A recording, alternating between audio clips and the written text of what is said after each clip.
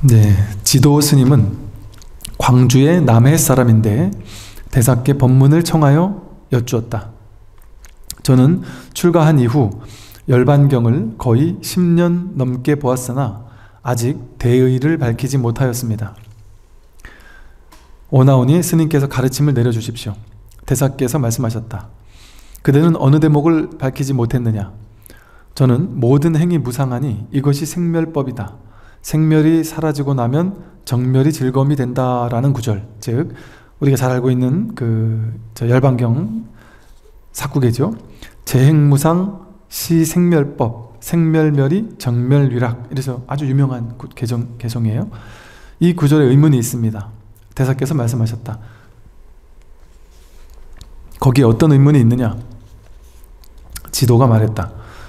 일체 중생에게는 모두 두 몸이 있으니 색신과 법신입니다.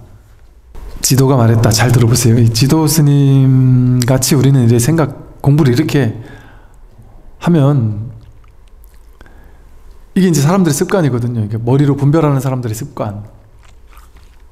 분별을 하기 시작하면 이렇게 온갖 쓰잘데기 없는 생각들 가지고 교리를 체계화시켜야 된다라는 망상이 들어서 교리에서 이해가 안 되면 막 머리가 아파지기 시작해요. 머리로 해결할 수 없는 걸 머리로 하려고 하니까 이제 지도가 이렇게 분별을 하는 거예요. 지도가 말했다. 일체 중생에게는 모두 두 몸이 있으니 색신과 법신입니다. 색신은 무상하여 생멸이 있지만 법신은 영원하여 암도 없고 느낌도 없습니다. 이게 색신은 몸으로 이루어져 있는 이 색, 이 우리의 육신, 몸을 말하죠. 그리고 법신은 이 육신만 있는 게 아니라 법신, 허공신, 허공을 몸으로 하는 나의 본래적인 몸, 본래 몸이 따로 있다고 이렇게 생각을 했단 말이에요. 그러니까 색신과 법신을 둘로 나눠놨단 말이에요. 이 둘로 나눌 수 있는 게 아니에요. 색신이 그대로 법신이고 법신이 그대로 색신이고 색즉시공 공즉시 색이라고 하잖아요. 그런데 이렇게 둘로 나눠 놓으니까 색신은 무상하여 생멸이 있다. 몸뚱아리는 무상해서 생명이 있지 않느냐. 법신은 영원해서 암도 없고 느낌도 없다. 경전에 생멸이 사라지고 나면 정멸이 즐거움이 된다라는 부분이 있어서 어떤 몸이 정멸하는 몸이고 어떤 몸이 즐거움을 받는 몸인지를 알지 못하겠습니다. 만약 색신이라면 색신이 멸할 때는 4대가 흩어지므로 모든 것이 고통이니 즐거움이라고 말할 수는 없을 것입니다. 색신이 만약에 진정 즐거움을 받는다고 한다면 몸이 죽고 나면 그거는 고통인데 즐겁다고 할 수 없지 않겠습니까? 근데 만약 법신이 정멸하다면 곧 법신이라는 것은 이것만 법신이 아니라 산하대지 자연, 풀 전부 다 만물이 법신하는 게 없잖아요. 그러니까 법신이 정멸하다면 곧 풀과 나무와 기와나 돌과 같은데 어떻게 누가 즐거움을 받겠습니까? 그럼 풀, 나무, 돌 얘가 즐거움을 받는다는 소리입니까? 이런 걸 묻는 거죠. 또한 법성은 생멸의 본체요. 법의 성품은 생멸, 태어나고 사라지는 그 본체요. 오오는 생멸의 작용이니 색수상행식이라는 게 생멸심이 드러나서 이렇게 작용하는 건데 하나의 본체에서 5 작용이 나오고 거기에 생멸이 늘 일어납니다. 생이란 본체로부터 작용이 일어나는 것이고 멸이란 작용을 마치고 본체로 돌아가는 것입니다. 만약 거듭 생함을 인정하면 중생의 무리들이 끊어지지도 않고 사라지지도 않을 것입니다. 만약 거듭 생함을 인정하지 않는다면 영원히 정멸로 돌아가 무정물과 같을 것입니다. 이와 같다면 일체 제법이 열반에 속박되어 생겨나지 못하게 될 것이니 무슨 즐거움이 있겠습니까? 그러니 이제 대사께서 말씀하셨어요. 이제 이 육조 스님의 답변을 들어보세요. 그대는 부처님의 제자이거늘 어찌 외도의 단상 사견을 가지고 최상승법을 논하려고 하느냐. 외도의 단상 사견이라는 거예요. 끊어진다 아니면 영원하다 하는 건 사견이란 말이에요. 사견. 우리가 육신은 죽으면 끊어지지 않습니까?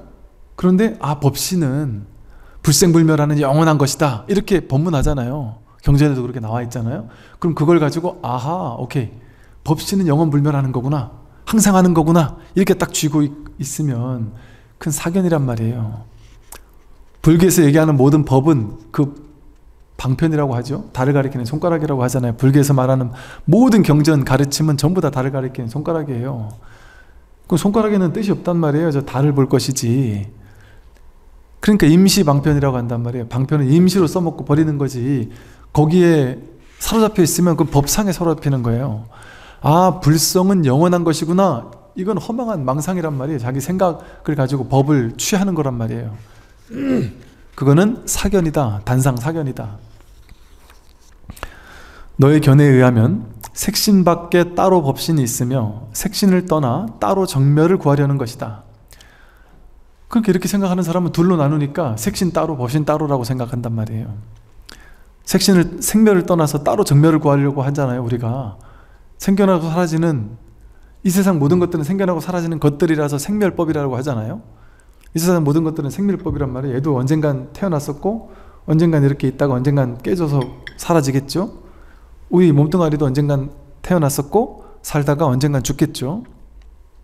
이것을 생멸법이라고 하는데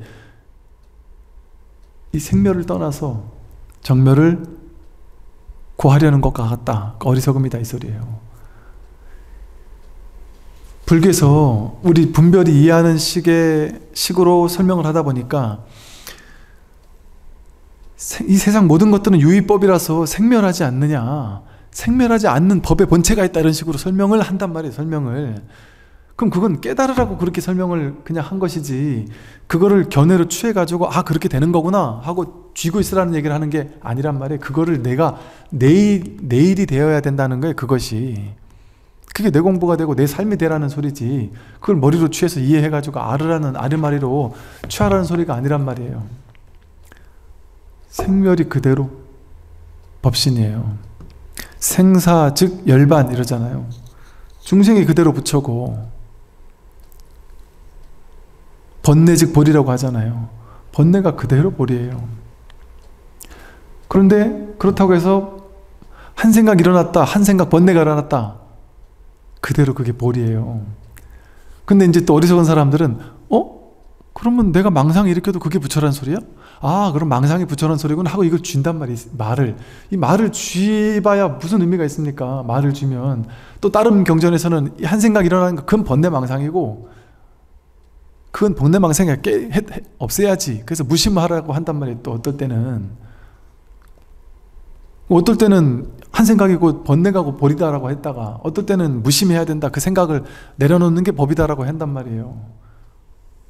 어디에도 쥐고 취할 수 없어요. 이게 말을 붙잡게 되면 논리 가지고 말을 붙잡게 되면 아마 예를 들어 어떤 교수 같은 분들이 논리적으로 불교의 언어를 취하면서 불교를 정의 내리고 하면 불교는 진짜 희론이다. 불교는 진짜 말도 안 되는 소리를 하고 있다.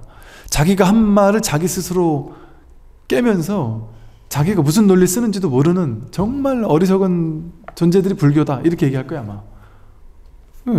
자기가 한 말 자기가 여기선 이렇다고 했다 저기선 아니라고 한단 말이에요. 세상의 논리로서는 이해할 수 없는 거예요. 이 법은 이해되는 게 아니에요. 한 생각 일어나면 그 번뇌 망상 한 생각 일어나면 그것이 그대로 번뇌이면서 그게 그대로 부처예요. 보리예요.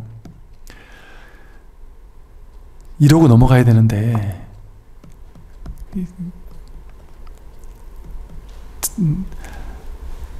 설명을 안 해주는 게 좋은데 설명을 하면 자꾸 머리가 굴러가니까 그러니까 그냥 비유로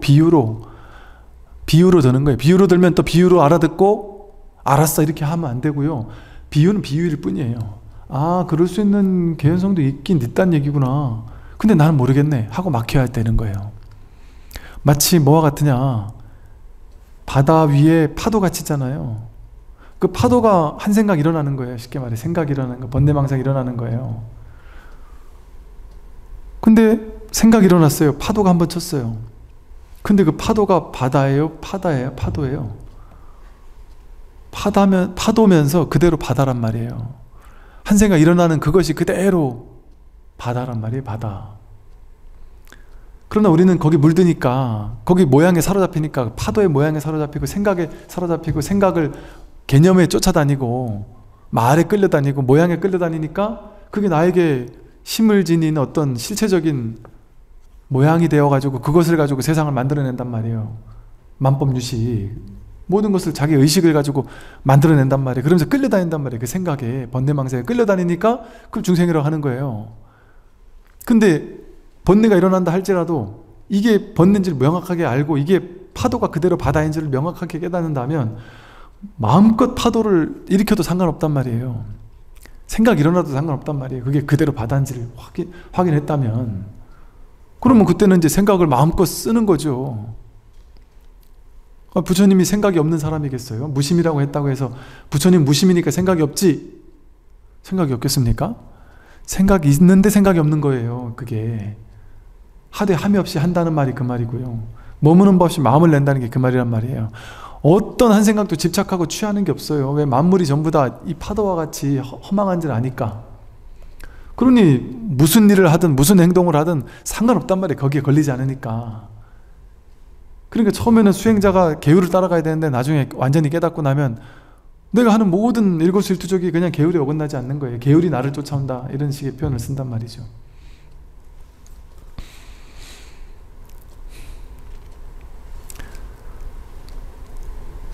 또한 열반이 항상 즐겁다라는 말을 듣고 짐작하여 말하길 즐거움을 받을 몸이 따로 있다고 여기고 있나니 이것은 곧 생사에 집착하고 세간의 즐거움에 탐착하는 것일 뿐이다.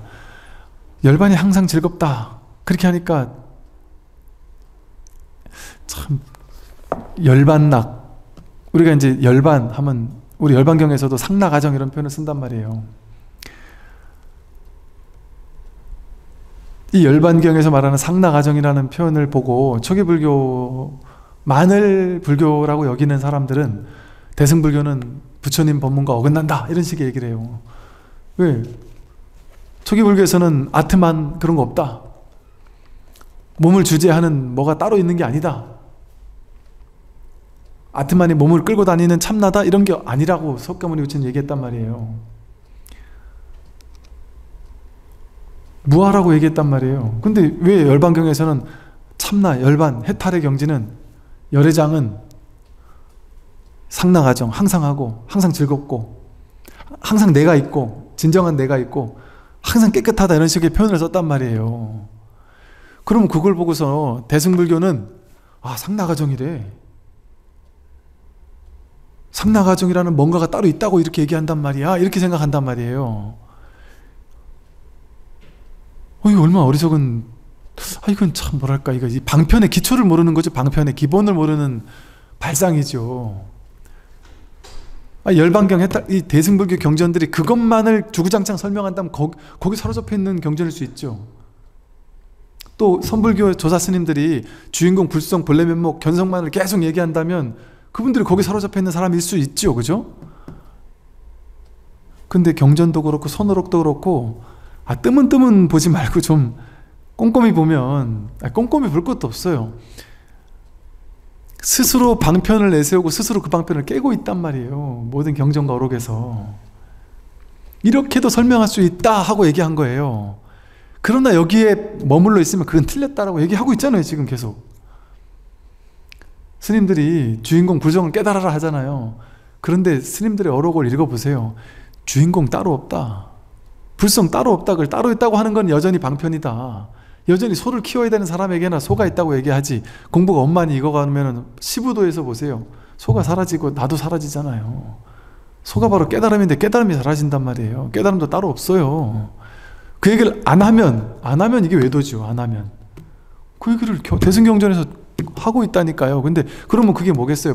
말꼬리 잡고 늘어지는 것과 뭐가 달라요? 그 말이 마치 지금 저 보니까 뭐 어떤 타종교인들 중에 극단적인 타종교인들이 성철 스님께서 마지막에 열반하실 때 남겼던 말씀, 내가 평생 중생을 속였다, 나는 죽어서 뭐 지옥에 간다, 이런 식의 얘기를 하셨단 말이에요. 그걸 보고 거 봐라, 니네 불교의 최고 오야봉인 성철 스님 같은 분도 죽기 직전에 참회를 했다, 자기가 지옥 간다는 걸 고백했다, 다 중생을 속였다는 걸 고백했다, 이런 식으로 왜곡하면서 그걸 막 영상을 찍어 올리고 그걸 또 보고 불자들 중에 기복적으로만 공부하는 불자들은 그걸 보고 또 벌벌벌 떨면서 진짜인가? 불교가 이런 건가? 성철 스님도 진짜 이렇게 지옥에 갔다고 했나? 내가 이런 종교를 그동안 믿어왔단 말인가 하면서 바들바들 떤단 말이에요. 그런다니까요, 사람들이. 그러고 있더라고요. 불자들도 그 얘기 듣고 벌벌 떨고 있더라고요. 아따, 뭐, 그거 정도 가지고 떨 정도면은 지금 유마경을 보면 기절하겠어요. 유마경을 보면요, 수행자가 지옥에 들어가지 않으면 수행 공부가 아니다. 하다못해 저 몸 파는 여자에게 가서 몸을 섞지 않으면 깨달음이 아니다. 심지어 이런 식으로까지 얘기한다니까요. 살인하는 그놈, 뭐 이런 식이에요. 그런 식의 최악의 극단적인 악행을 얘기하면서 그렇게 하지 않으면 깨달음이 아니다 이렇게 얘기해요. 제일 위험한 종교네요, 그러면 불교가. 그죠? 왜 그런 얘기를 하는지, 불교에서는 그 겉에 드러나는 말을 보면 안 돼요. 서양의 타종교는 문자주의라는 게 있어요. 문자 그대로 진리다. 이건 저 위에 저분의 말씀이기 때문에 그건 문자 그대로 진리라서 그 문자 그대로 100% 문자 그대로 이해해야 된다. 무조건 믿어야 된다. 이런 문자주의라는 게 있어요. 근데 지금 종교인들의 입장에서는 그 문자주의를 깨지 않으면 종교는 문자주의를 넘어서야만 진짜 종교에 닿을 수 있다고 이제 깨닫고 있단 말이에요. 불교는 처음부터가 애초에 문자주의가 아니에요. 문자는 다 허상이라고 얘기하는 게 불교의 핵심이에요. 그게 중간 사상이에요. 문자로 이루어진 진리는 건 진리가 아니다. 문자가 가리키고, 문자는 달 가리킨 손가락일 뿐이다. 이 낙처가 뭔지를 알아야 된다 이 소리예요. 그게 뭐냐면, 깨달음을 진짜 깨달은 사람은 선과 악이 둘이 아니에요. 선이 따로 없고 악이 따로 없어요. 나쁜 놈은 미워하고 좋은 사람만 좋아하고 이러는 분별이 없단 말이에요. 지옥과 천상이 둘이 아니에요. 깨달음의 안목에서는. 근데 아직 덜 깨달은 사람은, 그러니까 이런 덜 깨달은 사람은 지옥이 있고 천상이 있고 좋은 게 있고 나쁜 게 있어요. 수행자다운 건 좋고 수행자답지 못한 건 나쁜 게 있단 말이에요. 아직 덜 깨달은 중들은. 그걸 비유해서 이런 얘기가 있는 거예요. 옛날에 어떤 노보살님, 도를 깨달은 노보살님이 자기가 공양 올리던 큰 스님이라고 생각했던 그 스님이 아무래도 이거 큰 스님인지 아닌지 잘 모르겠단 말이에요. 그래서 이 스님을 내가 한번 시험해 봐야 되겠다 해가지고 자기 딸인지 손녀인지를 예쁘게 꾸며가지고 짧은 치마 입혀가지고 그 스님에게 가서 꼬시면서 스님 무릎에 착 앉게 시켰단 말이에요. 그랬더니 스님이, 나는 너가 그냥 저 돌과 똑같이 보인다 하면서 밀쳐내면서, 어떻게 이럴 수 있느냐 하면서 밀쳐내면서 이제 막 하득장 놀라면서 막 그랬다는 거죠. 근데 그걸 보고 그 노보살님이 그랬다는 거 아니에요. 야, 내가 저런 천하의 저런 중을 내가 수행자라고 하면서 내가 믿어왔느냐 이랬다는 얘기예요. 그 말을 듣고 어리석은 사람들은 어떻게 생각했어요? 헉, 그러면 큰 스님 되려면 여자들이 와서 나를 꼬시면 거기에 그냥 넘어가야 되나요? 그래야 큰 스님인가요? 이렇게 해석하라는 게 아니에요. 그 또한 그 유마경에서 하늘에서 꽃비가 떨어지는데 꽃이 몸에 달라붙어 있어요. 많은 사람들은 꽃이 달라있든 말든 막 즐겁게 있는데, 이 수행자 가섭존자인가, 뭐 수행자 한 명만 수부리존자인가, 이걸 자꾸 떼고 있단 말이에요. 왜? 수행자에게 이게 붙으면 안 되니까. 이 세속적인 이런 거 붙으면 안 되니까. 그래서 수행자라는 상에 갇혀서도 안 된단 말이에요. 그러니까 안 된다는 게 아니라 진짜 깨닫고 나면 그 모든 것을 넘어선단 말이에요. 중생과 부처가 따로 없고 출제가가 따로 없고 성스럽고 비속스러운 게 따로 없고 지옥과 극락이 따로 없단 말이에요. 진짜 부처님의 자리에서는. 그러니 지옥에 간들 뭔 상관이 있겠어요? 아니, 몸 파는 여자라고 해서 그게 더러운 사람이겠어요? 그럴 수 없단 말이에요. 그게 왜 더럽다 깨끗하다 차별하는 우리 마음이 차별인 것이지, 그걸 넘어서야 된다는, 그 분별을 넘어서야 된다는 소리예요. 진짜 지옥 가야 된다는 소리가 아니라. 그러면 지옥 가 있는 지장보살은 성철스님보다 더 하게요? 본래가 지장보살이 지옥 가는 것처럼 성철스님이 지옥 간다고 하는 말은 뭐겠어요? 성철스님에게는 지옥과 극락이 따로 없단 말이에요. 둘이 아니라는 소리예요. 이게 그냥 아주 기본적인 방편이에요. 불교에서는. 이거 너무 기초적인 방편이에요. 선에서는, 불교에서는 내가 지옥에 간다 어쩌고 하는 말들이 그냥 일상적으로 쓰는 방편이에요. 그런 거를, 이게 우리 분별의 구조로는 이해가 안 되죠. 그러니까 지금 뭐 타종교나 종교 없는 사람들은 이 불교의 방편을 보면 기절하죠. 성철 스님도 지옥 갔다고 그러고, 부처님이 뭐 고기 먹고 죽었다 그러고. 부처님 고기 먹고 죽을 수 있는 분이에요, 당연히. 그게 위대성의 상징이에요. 그 고기 먹고 죽은 그게 법이에요. 그대로 법이에요. 생사적 열반이란 말이에요. 여기서 얘기를 하잖아요. 생사가 그대로 열반이다.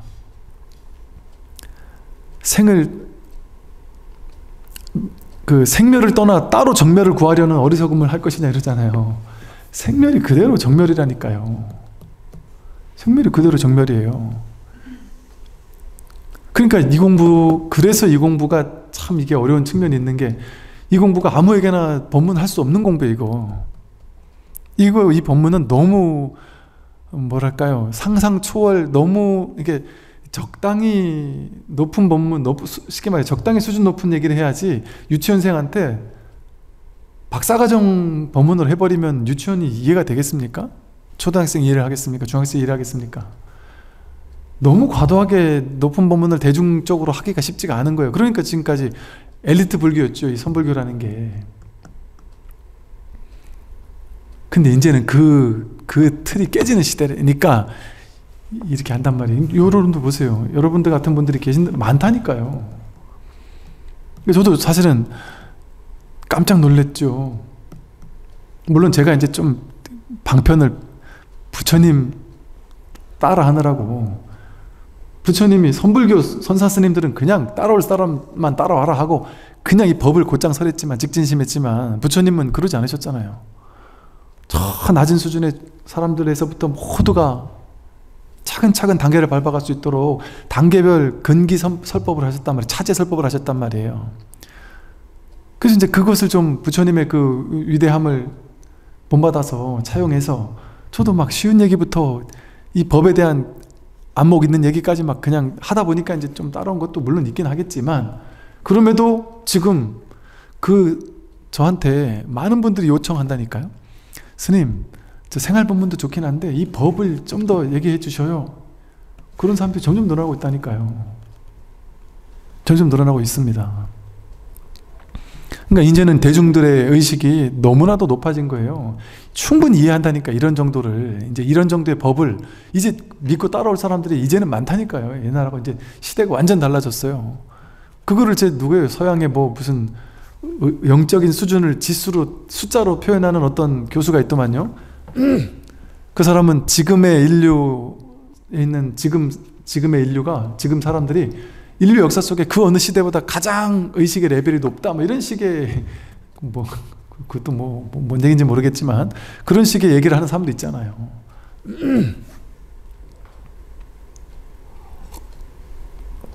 영 쓸데없는 소리는 아니란 말이죠. 충분히 그런 것 같아요. 그래서 뭐 이해 안 되고 모르겠으면, 난 모르는구나, 내가 마음을 비우고 공부 한번 해보자, 저게 뭔 말인지, 그러고 들어가야 돼요. 그래서 이게 종교인 거예요. 종교, 인문학이 아니고. 이거 인문학 아니라니까요. 인문학 강의실 열어가지고 이 강의 할 수 있죠. 근데 그래가지고는 지식만, 아르마리만 늘어나지 체험이 되진 않아요. 체험적으로 이게 내 삶을 바꾸진 못한단 말이에요. 그러니까 인문학 강의실에서 못하는 거, 이거 믿음을 가지고 쫓아와라 하고 부처님 앞에서 법에 대한 믿음을 가지고 공부를 해야 돼요. 그런 측면이 있단 말이에요. 그러니까 몰라도, 그러니까 막 모르겠다 하고 알고자 하는 마음을 가지고 확 막힐 수 있는 것도 믿음이 있어야 가능하거든요. 그러니까 대신심, 이게 첫 번째잖아요. 선을 하는 사람에게 있어서. 또한 여기까지 했죠. 이제 마땅히 알도록 해라. 모든 어리석은 사람들은 오온이 화합한 것을 자기의 본체와 참모습으로 여기고 일체의 대상을 분별하여 바깥 경계의 모습으로 삼으며 생을 좋아하고 사를 싫어하며 순간순간 흘러가고 이 모든 것이 꿈과 같고 환상 같은 허망한 가짜임을 알지 못하고 헛되이 윤회를 받으며 늘 즐거운 열반을 괴로운 것으로 착각하여 종일토록 밖을 향해 치달려 구하고 있으니 부처님께서는 이것을 불쌍히 여겨 열반의 참된 즐거움을 보여주신 것이다. 참.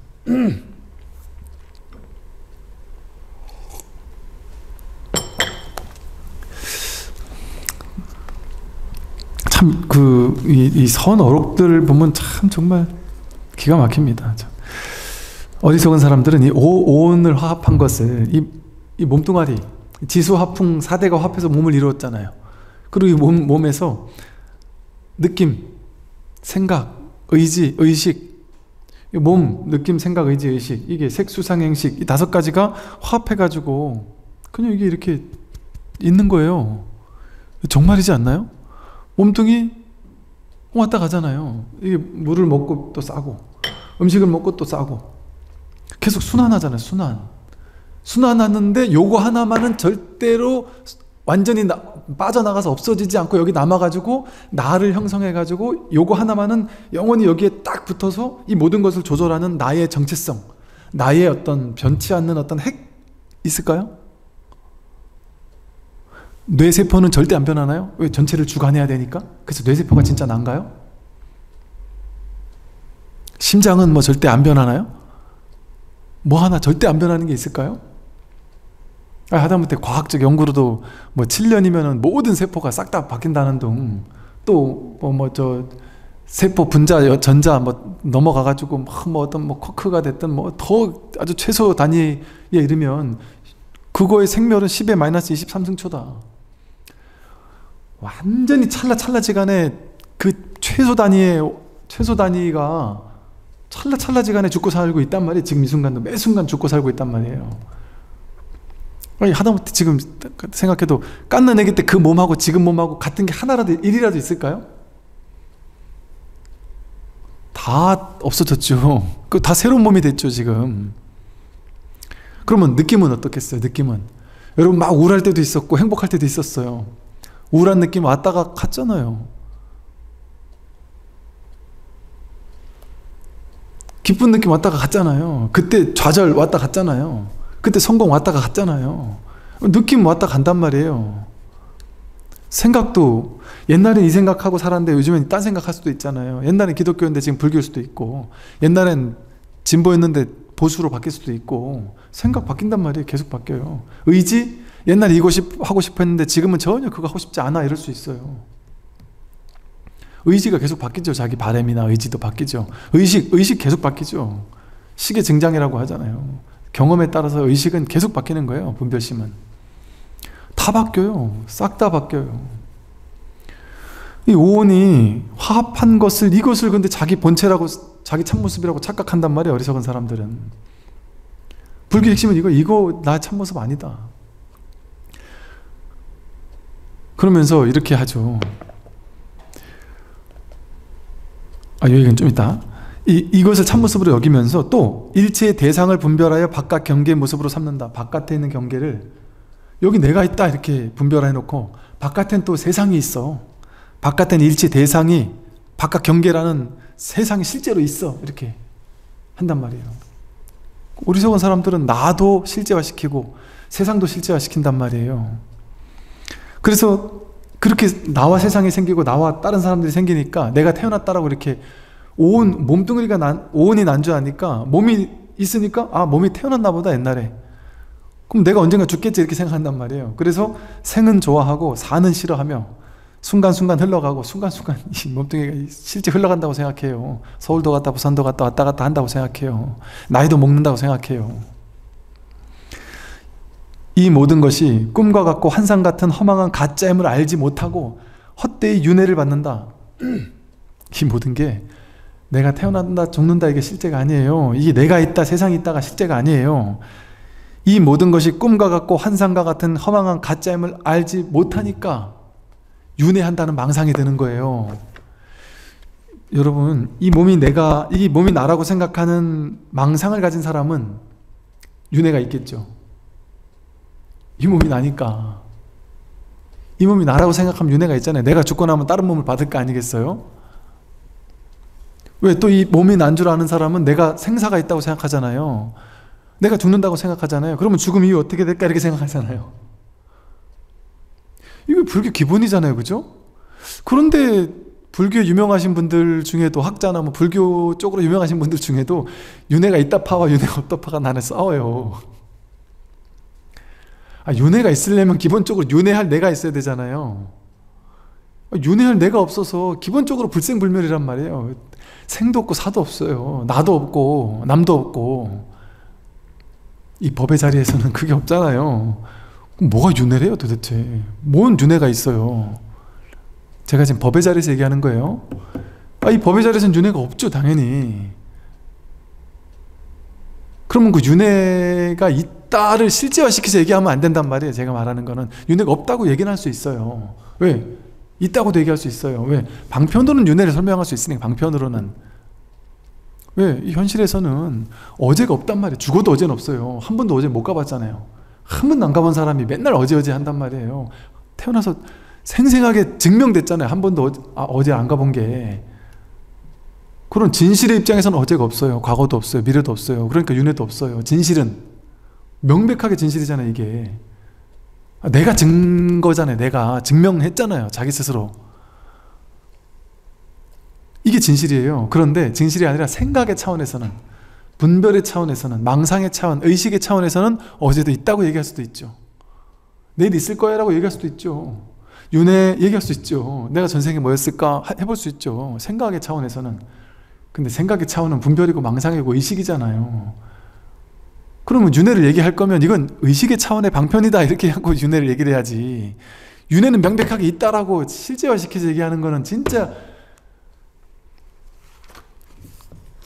희한하죠. 참 이 분별이라는 거는 너무 희한해요. 이 분별이라는 것은 너무 신기해요. 그런데 또 그것이 거기에 어떤 권위가 붙어 있으면, 어떤 박사니 어떤 권위가 붙어 있으면 사람들이 그걸 가지고 자꾸 고민해요. 그러니까 제 말은 그러면 스님은 윤회 없다 주의자시군요. 그렇습니까? 제가 윤회 없다 주의자입니까? 윤회가 없다고도 할 수 없어요. 또 윤회가 있다고도 할 수 없어요. 둘이라고도 할 수 없고 하나라고도 할 수 없듯이 불일불이, 불생불멸, 부중불감 이렇게 얘기를 하듯이, 불상부단 항상 하는 것도 아니고 단멸하는 것도 아니다라고 하듯이, 어떤 하나를 딱 정해서 이게 법이다라고 하면 그건 틀렸다니까요. 윤회가 없다! 그러니까 윤회는 없습니다! 이게 진실입니다! 라고 얘기한다면 그것도 틀렸다니까요. 어떤 것도 무주법이에요. 무주법. 어디도 머물러 수 없어요. 무유정법. 정할 수 없어요. 그러니까 윤회 있다주의자 아니에요. 윤회 없다주의자 아니라니까요. 윤회를 주장하는 것도 아니고 안 하는 것도 아니에요. 이게 불교는. 그러니까 자꾸 저를 어디다 껴넣지 말란 말이죠. 자꾸 사람들이 저를 윤회 없다주의자로 자꾸 그 범주로 껴넣더라고. 저는 그 범주 들어간 적이 한 번도 없습니다. 있다주의자 없다주의자는 전부 다 법이 아니에요. 중도라니까. 중도는 있는 것도 아니고 없는 것도 아니에요. 그러면 또 사람들은 또 중도주의자로 또 중간쯤 어딘가로 또 몰아넣겠지만 그게 다 분별망상이라니까요. 중생의 생각들이라니까요. 그게 윤회를, 그러니까 내가 있다고 생각하면, 몸이 있다고 생각하면 헛되이 윤회를 받아요. 윤회라는 망상이 일어난단 말이에요. 계속 괴로움을 받는 거예요. 이게 내 몸이 있다고 생각하니까 내가 괴롭지. 내가 괴로움 맞지 말아야지. 괴로움이 계속 반복되는 게 윤회예요. 윤회는 내가 죽고 사는 게 윤회가 아니라 죽고 산다라는 망상, 죽고 산다라는 망상 속에 괴로움이라는 망상이 일어나니까 그 괴로움이 계속 반복되는 게 윤회고, 불교는 윤회를 끊는 종교잖아요. 그게 왜 윤회를 끊어야 돼요? 윤회는 괴로움이니까. 불교는 사성제예요. 윤회를 끊는 종교가 아니라 사실은 괴로움을 끊는 종교예요. 근데 괴로움을 끊어내고 나면 윤회가 사라진다니까요. 윤회라는 허망한 망상도 사라진다니까요. 왜? 윤회가 괴로움이 반복되는 게 윤회니까. 내가 태어나고 죽고 반복되는 게 윤회가 아니에요. 괴로움이 반복되는 게 윤회예요. 그러니까 윤회에서 벗어나게 되죠. 근데 이걸 모르면 윤회를 받고 윤회가 계속 된단 말이에요. 그런 어리석은 중생들에게는 윤회가 계속 돼요. 늘 즐거운 열반을 구하는 것으로 착각하여, 그럼 그런 사람은 늘 즐거운 열반을 구해야 되는 걸로 착각해요. 열반이 따로 있는 줄 알아가지고 따로 있는 늘 즐거운 열반을 구하려고 해요. 상나가정인 열반을 구하려고 해요. 상나가정 그 방편이에요. 방편. 상나가정이라고도 얘기할 수 있겠구나 하는 정도의 말이에요. 근데 조금 뭐랄까 좀 껄쩍지근한 방편이긴 하죠. 사실은 상나가정이라고 말하는 것 자체가. 그렇게 얘기할 수도 있겠다 할 수도 있지만, 그러니까 이거를 참나 이렇게 얘기할 수도 있잖아요. 어거지로 따진다면. 근데 그거 별 좋지 못한 방편이지만 굳이 말해본다면 그럴 수도 있다 이런 거예요. 그러니까 쉽게 말해 상락 아정할 때 내가 있다 이런 것도 항상 청정하다. 불교를 청정이라고 하잖아요. 또 자성 청정심이라고 하잖아요. 청정이라고도 할 수 있죠. 나 참나라고도 할 수 있죠. 어찌 보면 어떤 방편에서는. 그리고 항상 한다라고도 할 수 있죠. 이건 무너지는 게 아니니까, 이건 나고 죽는 게 아니니까 항상 하다라고 말할 수도 있단 말이죠. 그러나 거기 쥐고 있으면 안 되지만 항상 즐겁다라고도 말할 수 있단 말이에요. 그거는 좋고 나쁜 거에서 좋은 걸 택하는 그 즐거움이 아니에요. 좋고 나쁘고도 넘어서는 뭐랄까 한결같은 여여한 즐거움을 얘기를 하는 거예요. 좋아 죽겠는 좋음이 아니라 그냥 아무 일 없는 그 즐거움. 콜라가 먹으면 자극적이라 맛있잖아요. 그것만 먹고 살 수 없어요. 근데 물을 먹는 것 같은 이 담담한 여여한 즐거움, 이것과 비슷하단 말이에요. 물을 먹으면 입이 막 신나고 기쁘고 막 즐겁진 않아요. 근데 갈증 해결엔 이것만한 게 없단 말이에요. 오히려 막 자극적인 음료수보다. 그래서 여기서 말한 즐거움은 이런 즐거움. 그냥 밍밍한 여여한 즐거움. 그게 이제 열반의 즐거움이죠. 그래서 종일토록 밖을 향해 치달려 구하고 있다. 종일토록 밖을 향해 치달려 구하고 있어요. 치달려 구하고 있는, 이걸 회광반지에서 딱 보면 치달려 구하고 있는 그 놈이 바로 이 법이라는 걸 모르고, 법이 그냥 늘 네 법이구나 라는 걸 모르고 밖을 향해 치달려 구하기만 한단 말이에요. 부처님께서는 이것을 불쌍히 여겨 열반의 참된 즐거움을 보여주신 것이다. 찰나에 생한다는 모양이 없고 찰나에 멸한다는 모양도 없어 다시 없앨 만한 생멸이 없으니 이것이 곧 정멸이 눈앞에 드러나는 것이다. 다시 없앨 만한 생멸이 따로 없습니다. 생 그대로가, 파도가 치는 것 그대로가 바다고 파도가 사라지는 것 그대로가 바다예요. 바다에는 한 법도 일어난 바도 없고 사라지는 바도 없어요. 그게 정멸이란 말이에요. 정멸. 생멸이 있는 그대로 정멸이에요. 번뇌망상이 있는 그대로 정멸이에요. 지금 이대로 아무 문제가 없습니다. 이거 그냥 진짜 한번 확 믿어버리면 되는 공부예요. 그러니까 불교에서 이 선에서 참 묘한 문구가 있어요. 이 해오라는 말, 이게 묘한 말이에요. 이게 일부분에서 맞는 말이고 일부분에서는 참 말도 안 되는 말인 게 이 해오라는 말이에요. 이해하는 깨달음. 이게 말이 되는 소리예요? 이해하는 게 어떻게 깨달음이에요? 그런데 그런 측면을 간과할 수 없는 측면이 있단 말이에요. 측면이. 이게 완전히 이해되고 나서 이거 한번 아하 하고 그냥 감을 딱 잡고 나서 완전히 믿어버리면 사실 공부 끝나요. 근데 그게 실질적으로 그렇게 잘 안 되는 거지. 그래서 안 되지만. 그래서 옛날 화엄학 같은, 여러분 신기하지 않습니까? 우리 생각에는 수행해야지 깨닫지 이렇게 생각하잖아요. 근데 그건 지금 우리들이 그렇게 생각하는 거지. 막 기도해야 된다, 수행해야 된다는, 우리 최근에 얼마 안 된 거예요. 몇십 년, 몇백 년 안 된 거예요. 그 문화는. 인도 중국에서 그런 게 있기도 했지만 그게 꼭 있지만은 않았어요. 중국 불교 수많은 종파 불교가 있었거든요. 근데 거기서 수행 주장하는 거는 선종과 천태종만 수행 얘기했어요. 물론 정토종도 수행을 얘기했네요. 연불수행. 예를 들어 화엄종 같은 데에서, 화엄 사상이 최고의 사상이잖아요. 경전 가운데 최고의 경전이라고 하잖아요. 화엄 사상 수행 없어요. 화엄 사상은 원래가 수행이 없어요. 화엄 사상에서는 이 법에 대해서 확실한 안목을 갖추고 확실하게 이해하는 것, 그래서 확실하게 내가 체득된다면 그게 바로 수행이다. 확실하게 이해하는 것, 그것이 그대로 수행이다. 이런 식의, 그러니까 수행이 따로 필요가 없어요. 선도 마찬가지예요. 방편의 수행을 선도 두 부류가 있잖아요. 북종선, 남종선 이러잖아요. 북종선은 앉아가지고 좌선을 해야만 깨닫는다는 거고, 남종선은 없어요. 수행 없어요. 여러분이 이제 저와 함께 이 공부를 하고 계신다면 여러분이 끝끝내 넘어야 할 하나의 큰 거대한 산이 뭐냐 하면 수행하지 않는 수행, 이것을 받아들인 일이에요. 이거 못해요. 사람들 수행하지 말라고 하는 거, 여러분 수행하라고 하는 건 누구나 다 해요. 이 방식대로 이렇게 하십시오, 다 하죠. 수행하지 말라는 거 아무나 못해요. 이건 정말 법에 대한 스승에 대한 확실한 믿음이 있든지 아니면 내가 뭔가 안목이 있든지, 뭔가 그렇지 않으면 이거 못 넘어가요. 한동안 그 떼기 어려웠다니까요. 그 떼기 어렵다니까요. 그 수행하지 말라는 이 말. 이거 쉽지 않은 말입니다. 확 놔버려야 돼요, 이 수행이라는 거를. 그러고 나면 야, 진짜 수행이 따로 없구나. 앉아서 좌선하는 그런 시간이 따로 없구나. 이게 그냥 온 존재로 뭐랄까, 이게 확실해진달까? 정말로 삶이 수행이에요. 정말로 삶이 수행이에요. 진짜로 삶이 수행이에요. 수행하고 앉아있는 게 수행이 아니고, 야, 이거 하루하루 이렇게 삶을 살아가는 게 진짜 너무나도 명백한 수행인데, 그리고 수행의 진전이 이렇게 늘 이렇게 내가 체험이 되고 체득이 되면서, 수행이 한순간도 수행 아닌 게 없는데 내가 분별하는 그것 그대로가 수행이라는 게, 그렇게 수행을 하고 있는데 뭐 하루 따로 시간을 내서 앉고 이렇게 해요.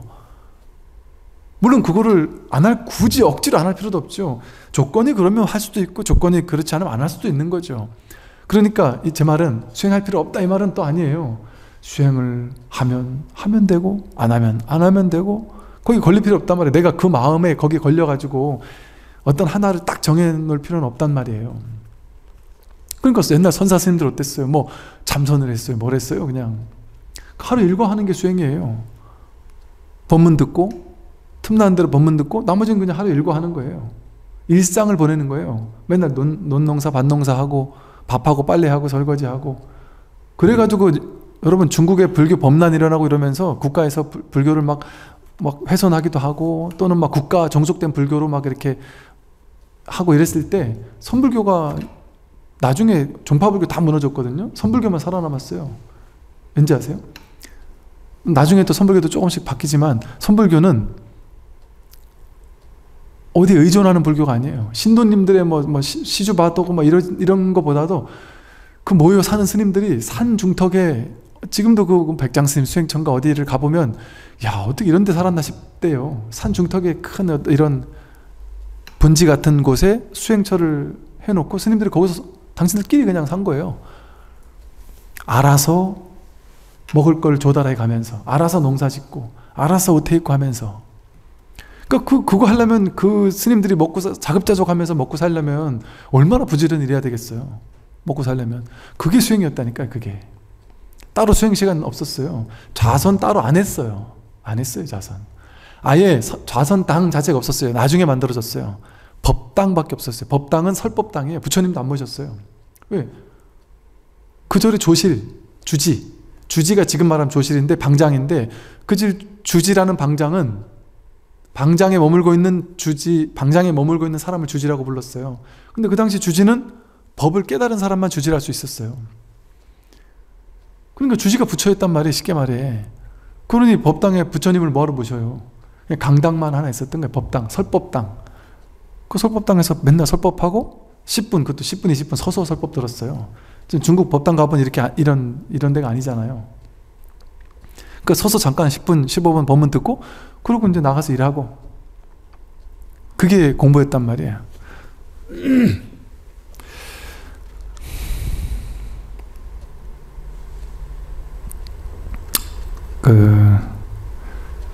이 영원한 즐거움은 받는 자도 없고 받지 않는 자도 없다. 어찌 하나의 본체니 다섯의 작용이니 하는 말이 있을 수 있겠느냐. 또한 어찌 열반이 모든 법을 속박하여 생겨나지 못하게 한다고 말할 수 있겠느냐. 이것이 곧 부처님을 비방하고 법을 훼손하는 것이다. 나의 개송을 들어보아라. 하면서 이제 지금 했던 말을 짤막하게 개송으로 또 설법하시면서 이제 법문을 또 정리하시는 모습이 나옵니다. 오늘 제가 아까 먼저 말씀드린 것처럼 제가 좀 일이 좀 중요한 일이 있어서 오늘 좀 일찍 마치도록 하겠습니다. 네, 정말하십시오.